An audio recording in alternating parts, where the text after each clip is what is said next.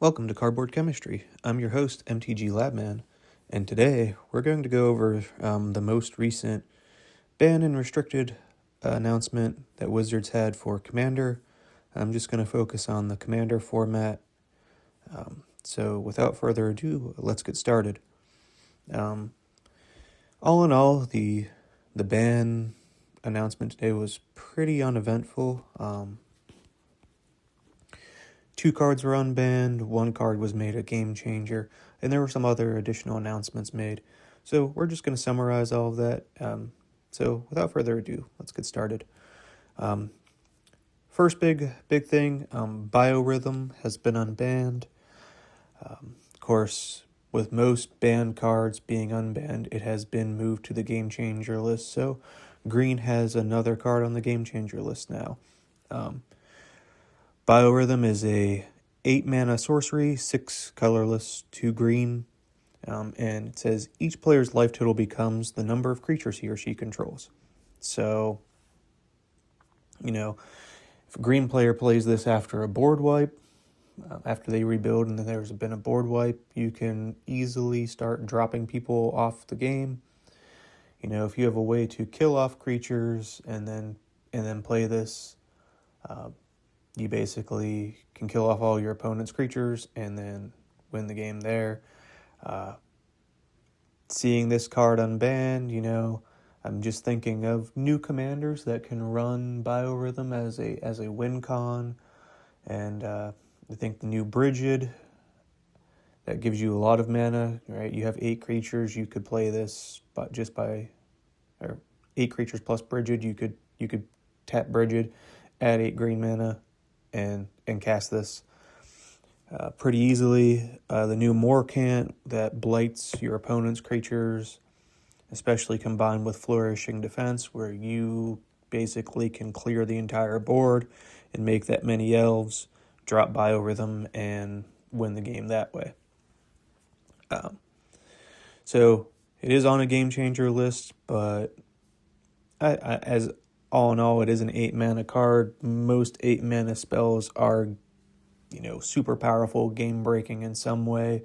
So it's nice to see this coming off the ban list and getting moved into the game changer list. Next card is a little bit, it's unbanned with an asterisk next to it. And that's Lutri, the Spell Chaser.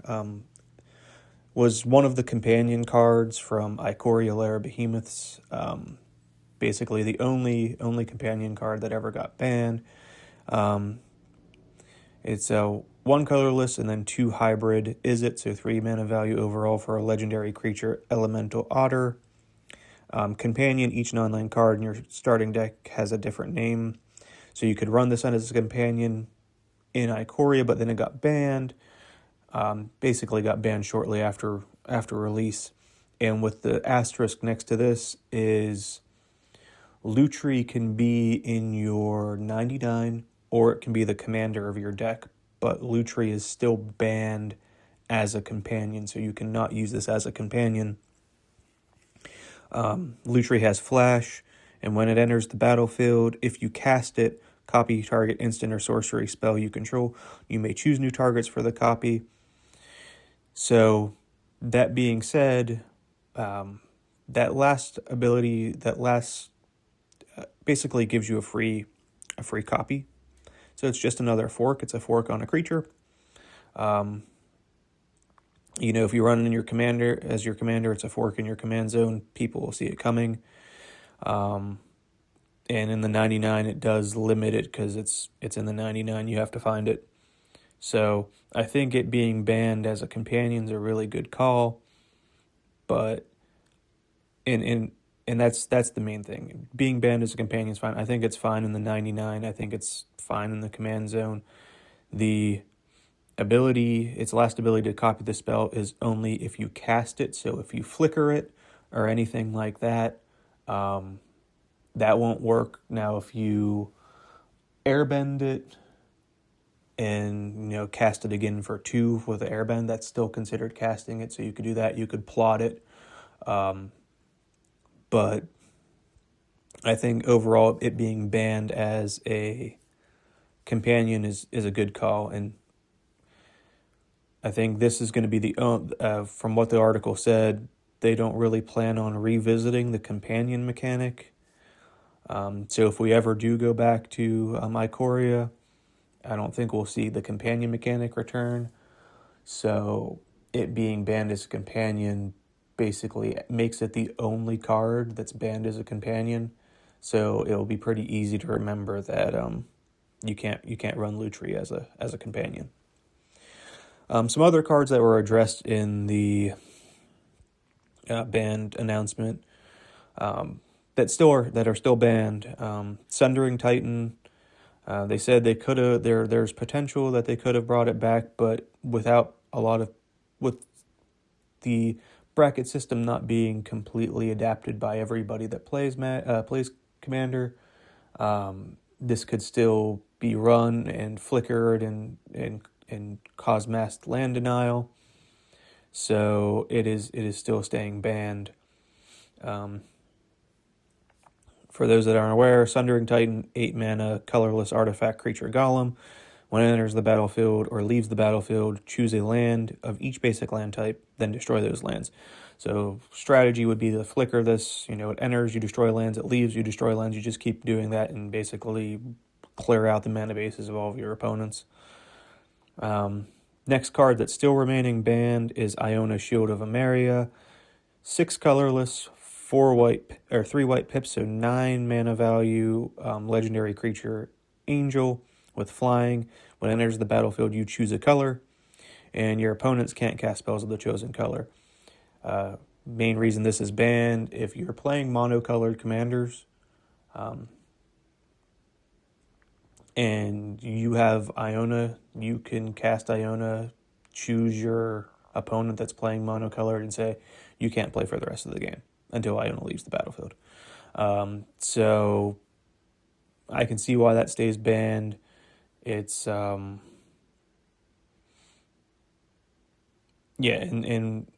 do put in the article here about running it with Painter Servant.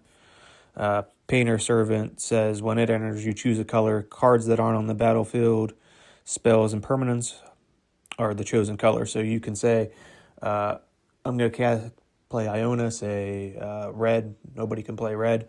I'm going to play Painter Servant, choose red. Everything's red. And now your opponents can't cast spells the rest of the game, and that's a complete lockout. So, yeah, that's why that's still remaining banned. Next card that's still remaining banned is, of course, Griselbrand, 4 colorless, 4 black pips, so 8 mana overall for a legendary creature demon, flying lifelink, pay 7 life, draw 7 cards, and it's a 7/7. So main reason for Griselbrand still being banned, with Commander and 40 life as a starting life total. If you can get Griselbrand cheated out quickly with a reanimate target, or throw it in your graveyard and reanimate it, you can easily pay 7 life multiple times. And basically draw a good chunk of your library, right? If you get this down, if you mill, you cast 3, reanimate, you lose 8 life, you're down to 32 life. You can run this 4 times, draw 28 cards, and be in a pretty good position, especially with a 7/7 flying lifelink on the battlefield, that you can, swing in to replenish your life. So I could see why Griselbrand still remains banned. The last 2 that they kind of highlighted that are remaining banned are that aren't banned. That are still remaining in play are Thassa's Oracle and Rhystic Study. Thassa's Oracle is still on the Game Changer list. Rhystic Study is also still on the Game Changer list, but they are not being banned. Thassa's Oracle 2 blue for a Merfolk Wizard, so 2 mana value. When it enters the battlefield, look at the top X card of your library, where X is your devotion to blue. Put up to one of them on top of your library and the rest on the bottom of your library in a random order. If X is greater than or equal to the number of cards in your library, you win the game. So if you're milling, you can then Thassa's Oracle, and basically it's, if my library is empty, you win. I think it's run in combo with I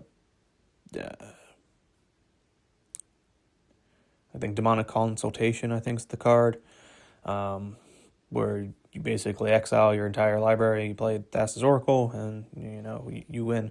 But it in and of itself isn't the enabler, so I think it's fun on the Game Changer list.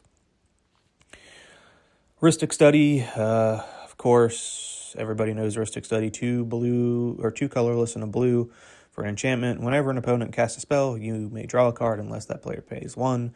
It's the do you pay the 1, king of do you pay the 1, and if multiple copies are at a table, it gets quite annoying. I can see it still being a game changer. I mean, there were people voting for or rooting for it to be banned. It's a lot of card advantage, and the only thing I can really say, like, I can see both sides, play devil's advocate here. I could see it being, put on the ban list because it does provide a lot of advantage. 3 mana in a commander game, as it's being run around the table, even if players are playing 1 spell a turn, you get 3 extra cards for 3 mana. But if players are playing multiple spells a turn, this can easily net you, 6-7 cards around the table. So, but I can also see why people like it, right? Card advantage, card draw. Also, the fact that my only really thing about Rhystic is it adds that constant reminder, especially for the players playing it. Like, if you're playing Rhystic, you need to be on top of, hey, do you pay the 1? Or are you going to pay? And, in my personal opinion, like, I like to play Commander. I like to socialize while I'm playing Commander. Like, catch up with friends, talk to new players, have a conversation, find stuff interesting. And it's just, with Rhystic, it's the constant, you're having a conversation, and, something happens. Oh, do you pay the 1? And it's that little jab of that, death by 1,000 cuts of, do you pay the 1? That kind of can see why it's not a fun card, and why it does cause a lot of controversy in the meta. Moving on, that's all the announcements for Banned Restricted. They did announce that there are no changes currently to the hybrid mana system, so if you run, you can only run hybrid blue and red in a blue and red deck, and you can only run hybrid green and black in a Golgari deck. So you can't run a hybrid green-black in a green or black deck. So they're keeping the rule as is for right now. According to the feedback they got from surveys, it's pretty even across the board on for changing it and against changing it. And it sounds like some of the people that were for it when the initial decision was made, after research and talking with others, they're now against it. So I think right now everything's going to stay the way it is. And like I said, I had a previous video on that, or previous episode on the hybrid mana changes. Like, the hybrid mana change, there's not a huge pool of hybrid mana cards, so it only opens up a small portion of cards to an already extremely large pool of cards. So I think it just would add and muddy the water a little bit versus just keeping the rule the way it is.